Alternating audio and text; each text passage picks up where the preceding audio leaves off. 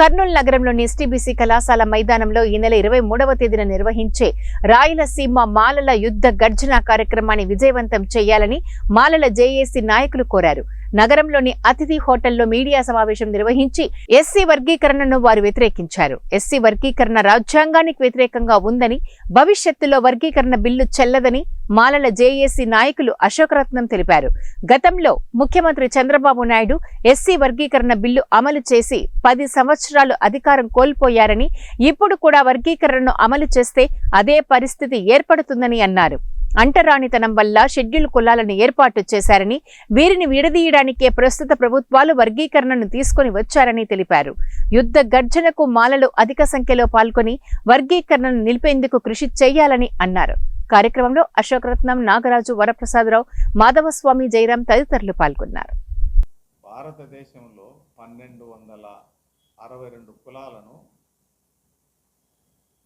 ఒక యూనిట్గా తీసుకొని వచ్చి షెడ్యూల్డ్ క్యాస్ట్ అని తయారు చేశాడు. షెడ్యూల్డ్ క్యాస్ట్ అంటే ఏంటంటే a list of caste affiliated to the Indian constitution. వీళ్ళకందరికీ కూడా అన్టచబిలిటీ ఉన్నటువంటి ఒకే ఒక హోమోజినస్ దానితో పెట్టి వీళ్ళందరికీ రాజకీయంగా, ఉద్యోగపరంగా, విద్యాపరంగా రిజర్వేషన్స్ ఉండాలనేటువంటి సంకల్పంతో ఇక్కడ పెట్టారు. రాజకీయ రిజర్వేషన్లు 10 సంవత్సరాలు మాత్రమే అని అప్పుడు రాజ్యాంగంలో రాశారు. ఓన్లీ అనేటువంటి వర్డ్ తీసేపించడానికి అంబేద్కర్ గారు చెప్పినటువంటి మాటలతో ఇన్స్పిరేషన్ అయి మన కర్నూలు జిల్లా వాసి సర్దార్ నాగప్ప గారు ఎంపీగా ఉన్నప్పుడు ఓన్లీ అనే పదాన్ని తీసేపించినటువంటి ఘనత భారతదేశంలో సర్దార్ నాగప్ప గారికే దక్కింది.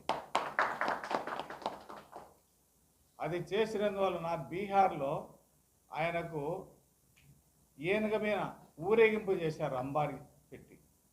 అటువంటి ఎస్ నాగప్ప గారు ఒక త్యాగం, ఆయన నుంచి ఈ రోజు వరకు రాజకీయ రిజర్వేషన్లు కొనసాగుతున్నాయి. విద్యాపరంగా, ఉద్యోగపరంగా ఉండడానికి అంబేద్కర్ గారు పెట్టినటువంటి భిక్ష వలన భారతదేశం